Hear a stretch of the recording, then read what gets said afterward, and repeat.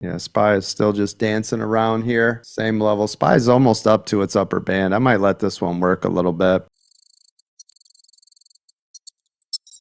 Added off the 55. That's where it pulled back before. So we'll let this work. Normally, I wouldn't allow this to bleed out like this that much, but this is such a small account off of what I'm doing right here. Still see downside potential to it. Again, SPY holding at that 55 EMA. If you look back since 8 this morning, it's been bouncing off that, where the 55 is. It's been bouncing off that area all morning. Yep, I see it. A lot of chop right here. This is the little channel, this 568.50 channel, popping up to the 200. SPY was down 1.5% this morning, so it was down quite a bit for sure. Yeah, contracts are expensive today because it's Monday, right? Monday prices. Yes, sir. SPY breaking above the 200. Don't want to hold much longer than this. I'm just going to sit here and bleed if this breaks that 200 because then it's got a huge gap up. Just being patient. I might be able to add a tiny amount. Yep, added a little bit off of that. Still waiting. Order filled. Gonna actually short that off the 200 over on my Express funded account for futures. Just shorted the 200 with a stop above the 200. Just waiting for this pullback here. But I was trying to make a move to the upside. I mean, it's sitting up here, but it's been riding that 200 the last couple of days. Like that's been a lot for it. I feel like NVIDIA is pulling SPY up or holding SPY up a little bit. Yep, it probably is. Nobody should be in this trade. Remember, don't mirror or mimic my trades. I'm actually taking a lot of bleeding here that I should not be. But so do not mirror or mimic anyone's trades. It stays above this 200. I got to get out of this. Order filled. Yeah, NVIDIA is still ripping to the upside here. See it? Yep. It needs to breathe back, and then it'll let SPY go.